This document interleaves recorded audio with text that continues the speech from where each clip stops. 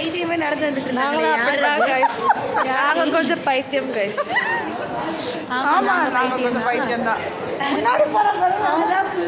பெரிய பைத்தியம், முழு பைத்தியம், அரை பைத்தியம், அரை பைத்தியம், கால் பைத்தியம், முழு பைத்தியம். Hi, that's my friend Raksha. Say hi to my vlog.